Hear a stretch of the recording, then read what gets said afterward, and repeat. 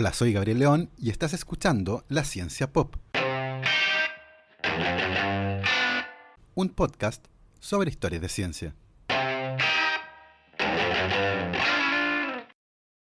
En los seres humanos, los huesos son blancos y la sangre es roja, pero la piel es distinta y las diferencias en el color de la piel han servido para justificar toda clase de atrocidades a lo largo de la historia. Esto es particularmente cierto en Estados Unidos, que actualmente está sumergido en una discusión de carácter histórico con respecto al maltrato permanente y sistemático de la población afroamericana en ese país. La evidencia científica muestra que los afroamericanos en Estados Unidos son discriminados y maltratados por los sistemas judicial, médico y educacional, perpetuando ideas preconcebidas sobre el color de la piel y los juicios de valor que se hacen con respecto a él, asociados a cosas tan diversas como la tolerancia al dolor o la inteligencia. En la base de todo este asunto está una pregunta fundamental. ¿Por qué en nuestra especie existe esta enorme diversidad en el color de la piel? La respuesta a esta pregunta nos llevará por un viaje fascinante que comenzó en África 3 millones de años atrás y que recrearemos en el capítulo de hoy de la Ciencia Pop. Y recuerden que si les gusta este proyecto, lo pueden apoyar a través de mi página en Patreon. Para eso, vayan a www.patreon.com/lascienciapop y se pueden inscribir para hacer un aporte mensual a la causa. Agradezco como siempre los aportes generosos de la cuenta de Instagram @hablemos.deciencia, Sebastián Toledo, Alberto Montt y Laura, Fernando Toro, Claudia D'Alenson, Diego Molina, Pedro Maldonado, Hernán y Lucas Castillo, Carlos Martínez y Lucía Latorre, Macarena Vergara y Miriam Hernández. Muchísimas gracias a todos.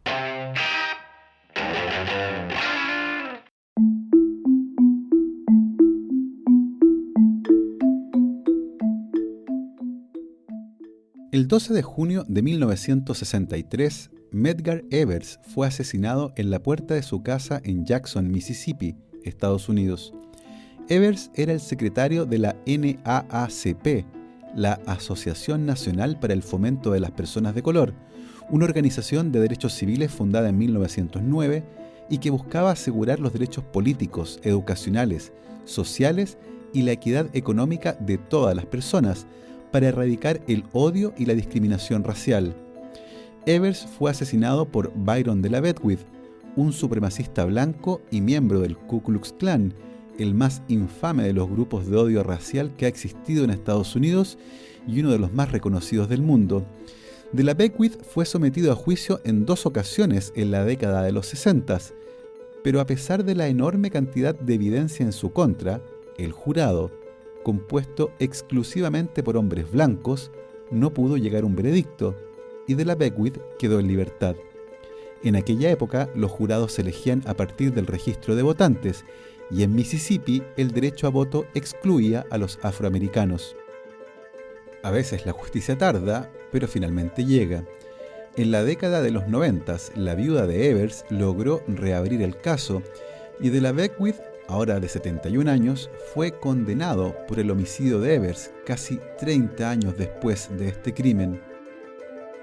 Un año después del asesinato de Evers, el 12 de junio de 1964, el líder del movimiento anti-apartheid sudafricano, Nelson Mandela, fue condenado a cadena perpetua, acusado de sabotaje.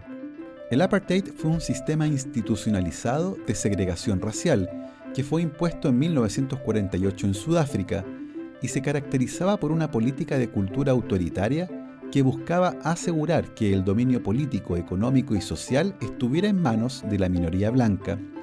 El apartheid era en la práctica un sistema de estratificación racial que asignaba prioridad a las personas en base a su origen étnico y segregaba los espacios públicos, eventos, escuelas, vivienda, trabajo, acceso a la vida política y todos los aspectos imaginables de una sociedad. Era una herencia del sistema de estratificación racial que había comenzado en Sudáfrica en el siglo XVIII, cuando eran parte del Imperio holandés. Mandela fue uno de los principales activistas anti-apartheid y estuvo en la cárcel durante casi 30 años. La resistencia interna al apartheid y el apoyo internacional permitieron finalmente ponerle fin al sistema de segregación racial y en 1994 Sudáfrica vivió sus primeras elecciones presidenciales libres. Nelson Mandela ganó esa elección y se convirtió en el primer presidente democráticamente electo de Sudáfrica. Y otro 12 de junio, pero de 1967, la Corte Suprema de Estados Unidos declaró inconstitucional la prohibición que regía en algunos estados para los matrimonios interraciales. De esta forma, el 12 de junio es un día ideal para hablar de esta creencia relacionada con que ciertos grupos étnicos son superiores o inferiores. Por estos días hemos visto grandes protestas en Estados Unidos y en muchos otros países en contra de la enorme discriminación racial que se vive en el mundo. Todo esto a propósito de la muerte de George Floyd, un hombre afroamericano que fue asesinado por la policía de Minneapolis el pasado 25 de mayo. Si bien el concepto de raza no tiene sustento biológico, es relativamente común que el concepto se use de manera coloquial.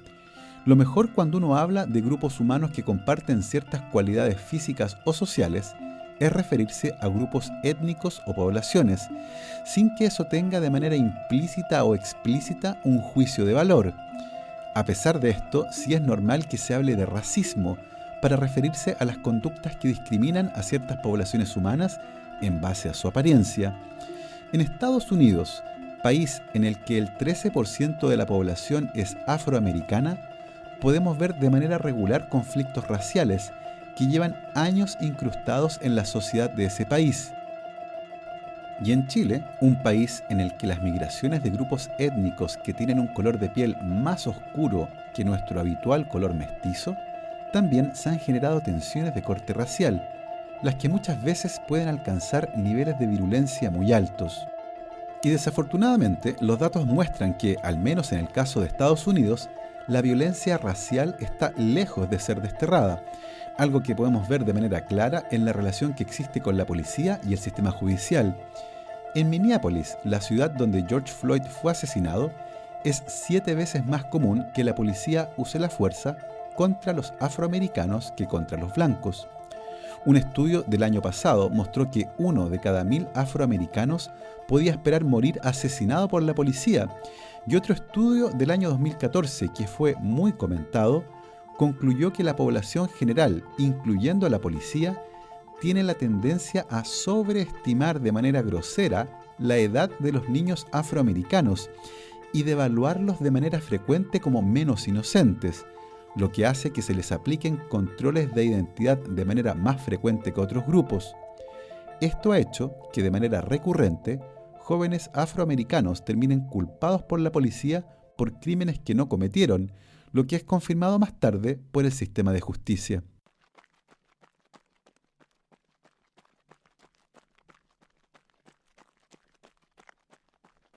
En 1989, una mujer blanca fue atacada de manera salvaje mientras trotaba por el Central Park en Nueva York.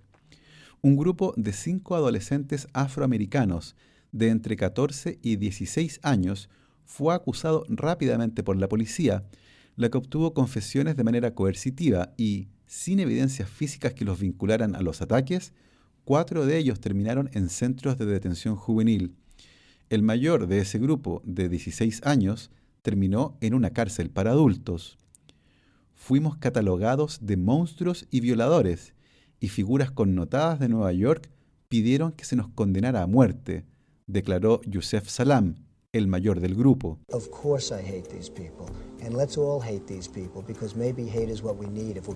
Por esos días, y a propósito de este caso, Donald Trump pagó un aviso a página completa en varios periódicos pidiendo el retorno de la pena de muerte.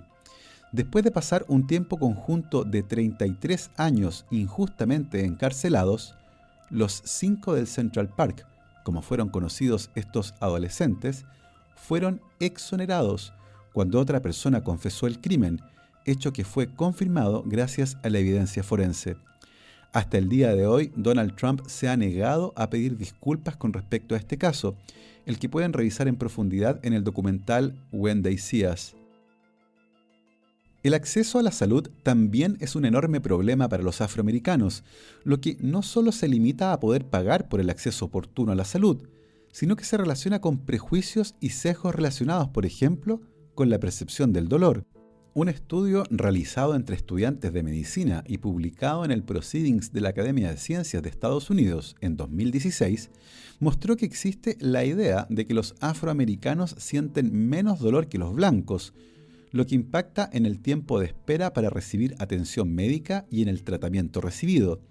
Parte importante de este sesgo viene de la época de la esclavitud y tiene su origen en la falsa idea de que los afroamericanos tienen la piel más gruesa. Y estos prejuicios, lamentablemente, están más diseminados de lo que uno pudiera imaginar y tienen un carácter cultural enorme. Hace 10 años atrás, James Watson, ganador del Premio Nobel por describir la estructura del ADN, fue removido de su cargo en los laboratorios de Cold Spring Harbor en Estados Unidos, luego de declarar que todo el mundo sabía que los afroamericanos eran inherentemente menos inteligentes que los blancos.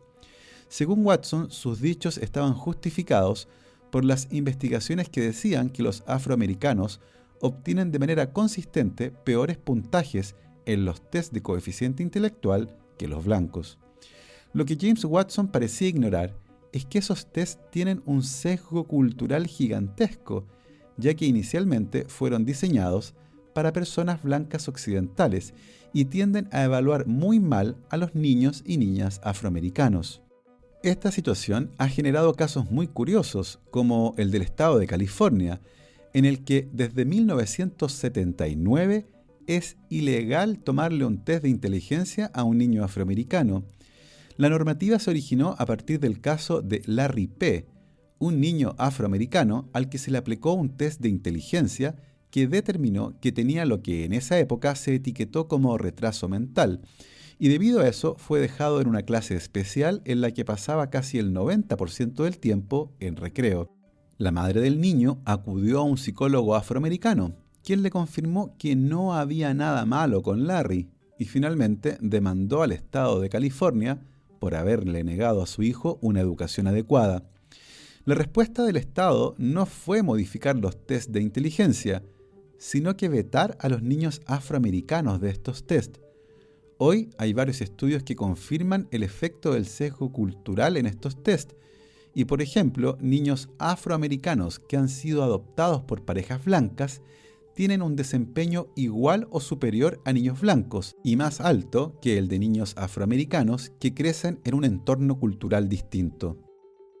Muchos psicólogos coinciden en que la violencia racial se asienta de manera profunda en nuestro cerebro y probablemente se vincula con la inseguridad y amenaza percibida con respecto a quienes consideramos diferentes. En el fondo es una respuesta irracional que se da en personas que se sienten amenazadas e inseguras cuando se encuentran con otros a los que no reconocen como parte de su grupo. Y el color de la piel es un marcador visual de pertenencia grupal que puede ser fácilmente reconocido. La gran pregunta que nos queda es, ¿por qué hay personas que tienen distinto color de piel? La respuesta a este acertijo sobre el arco iris en sepia de nuestra especie nos llevará por un viaje que comienza en África hace 3 millones de años y a conocer el trabajo de una antropóloga biológica que quería entender cómo y por qué, durante la evolución de nuestra especie, había emergido esta gran diversidad de colores en nuestra piel. Y de ese viaje les contaré después de esta pausa. La Ciencia Pop cuenta con el auspicio de Segesta, gerenciamiento e inspección técnica de obras. Segesta ofrece un servicio personalizado basado en la experiencia en más de 230 proyectos, incluyendo la conducción de procesos de licitación exitosos, supervisión técnica y administrativa de proyectos de construcción y la coordinación de proyectos de arquitectura y construcción, con énfasis en el cumplimiento de estándares técnicos, económicos y plazos. Segesta, gerenciamiento e inspección técnica de alta eficiencia para proyectos de construcción, con más de 2 millones de metros cuadrados de experiencia en los ámbitos de retail, industrial, oficinas, salud, educación e inmobiliario. Para más información, visite la página www.segesta.cl.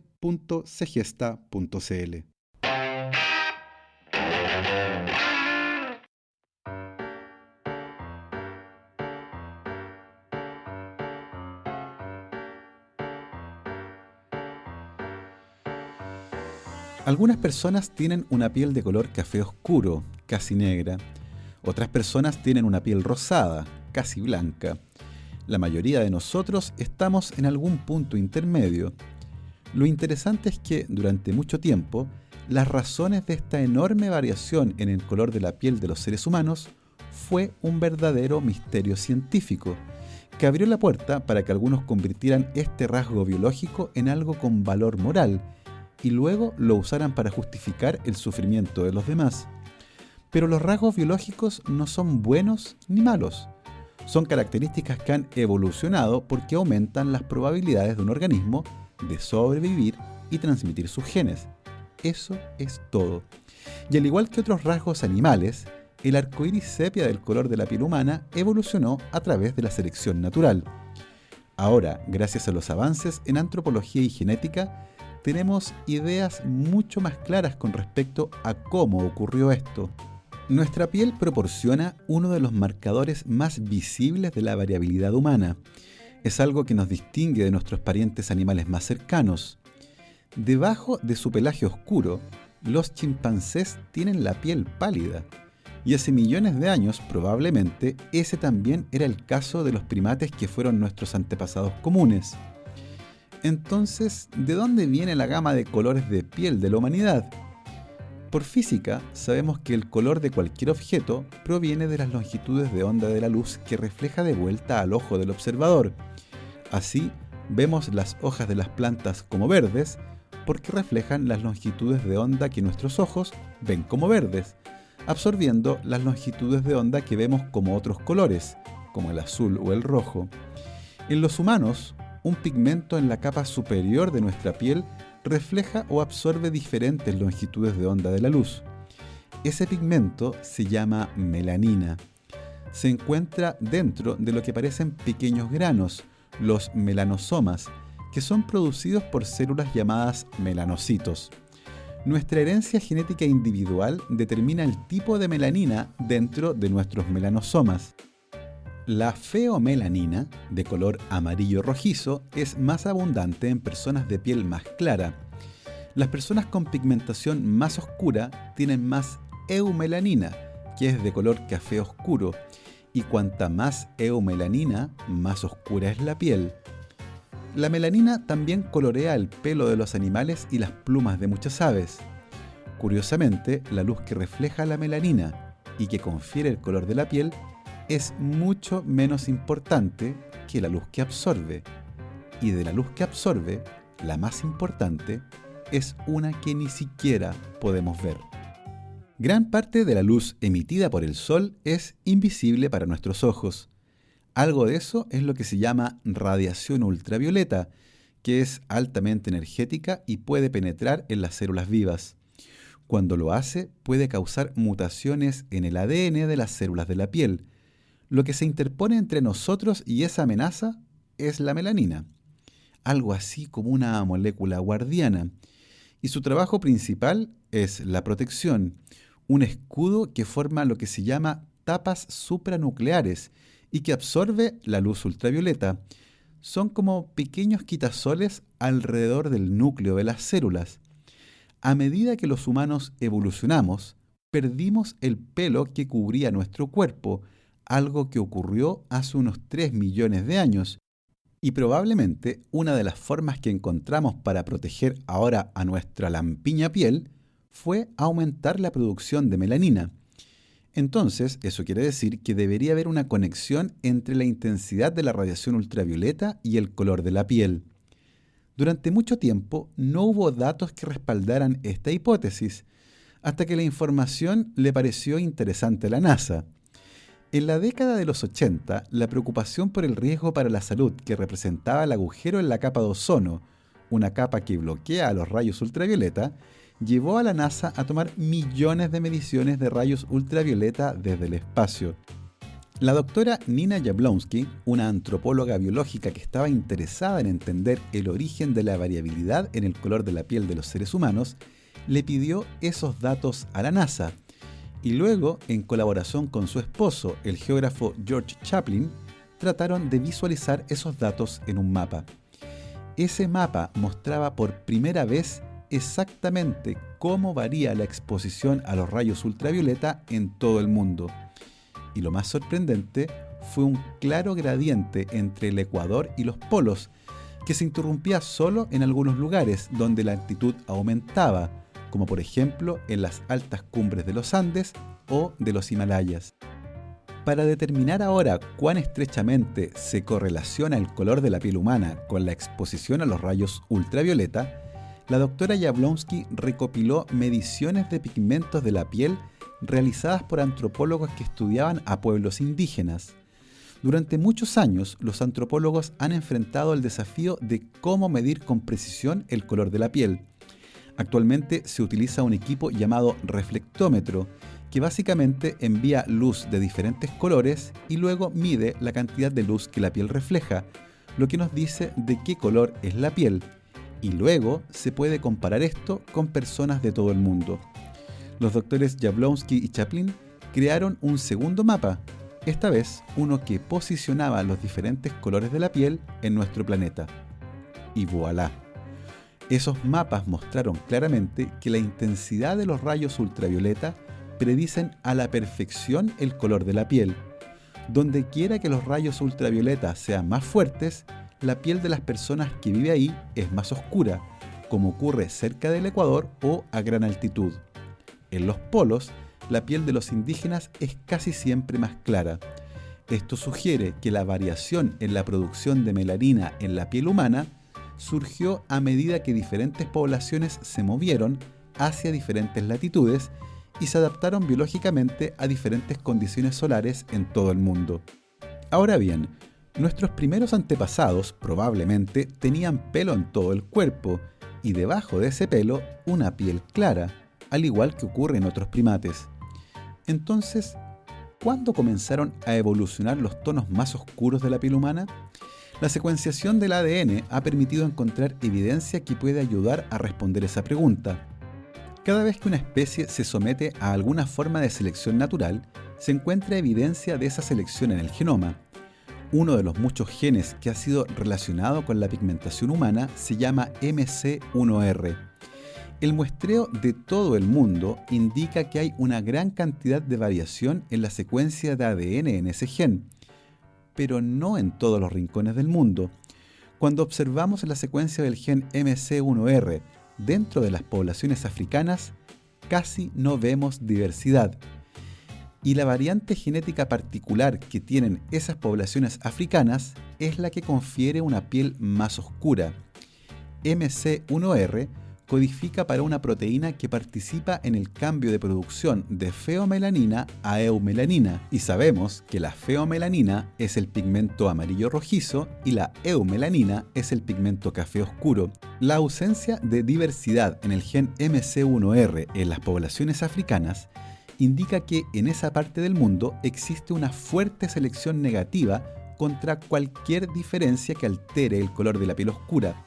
Los estudios genéticos han calculado que ese gen casi no ha variado en los últimos 1,2 millones de años. Dado que nuestra especie evolucionó en África ecuatorial, es razonable concluir entonces que, para ese momento, todos los seres humanos tenían la piel oscura. El registro fósil respalda lo que hemos obtenido de la evidencia genética. La evolución de la piel oscura en los humanos sugiere que, bajo una fuerte luz ultravioleta, ese rasgo proporcionó una ventaja de supervivencia. ¿Cuál fue exactamente esa ventaja? Nadie lo sabía, pero se sospechaba que podía relacionarse con el cáncer de piel. De esta forma, una piel oscura podía proteger de mejor manera la piel del daño de la luz ultravioleta. Y durante mucho tiempo, esa pareció la explicación más razonable.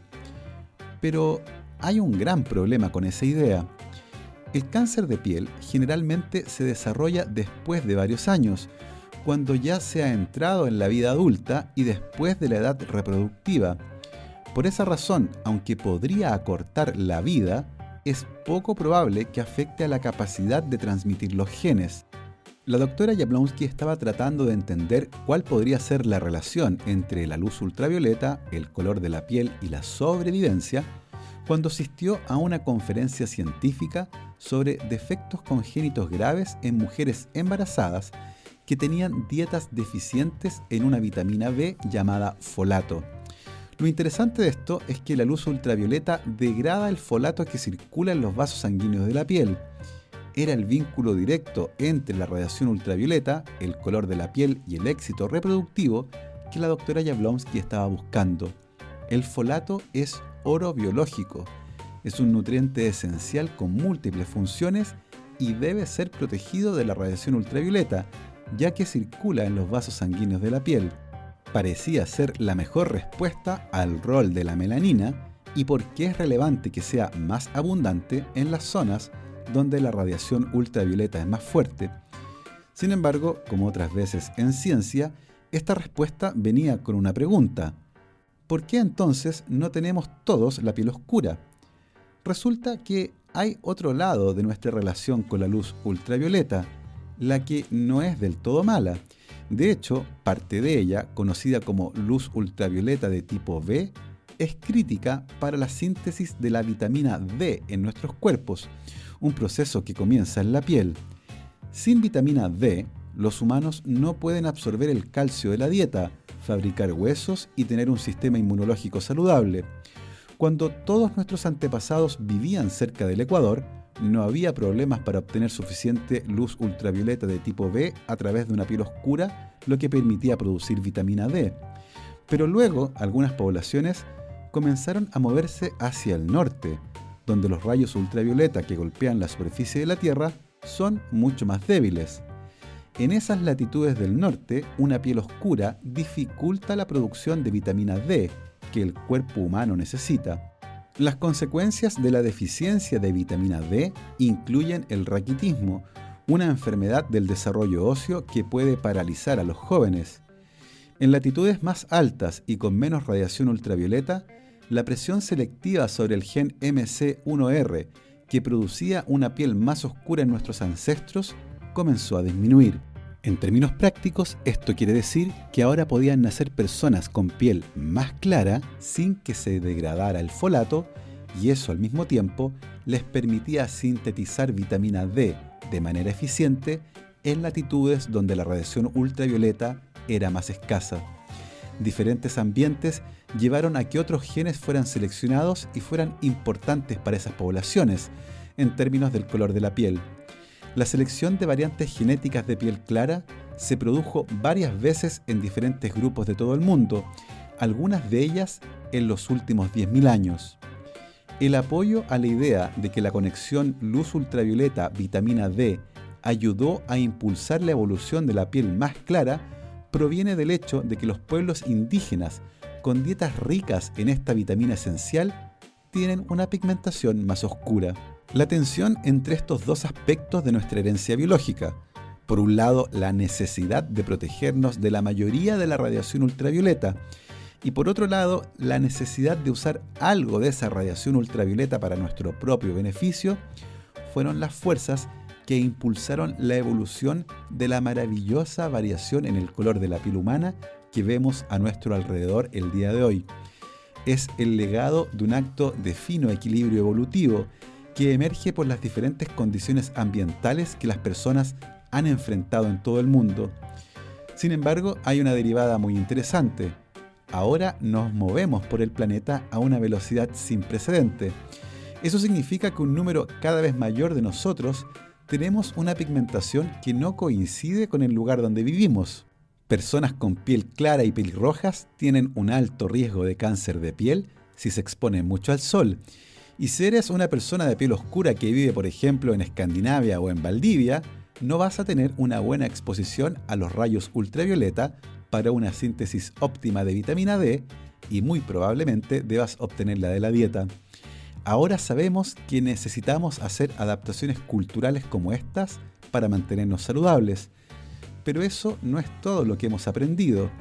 Con el conocimiento que ahora tenemos sobre la evolución, también sabemos que el color de la piel es un rasgo flexible que ha cambiado con el tiempo a medida que varios grupos de personas se movieron a partes soleadas o menos soleadas del mundo. Y sabemos que el color de la piel se hereda independientemente de otros rasgos y no está asociado con otros aspectos de la apariencia o el comportamiento de una persona.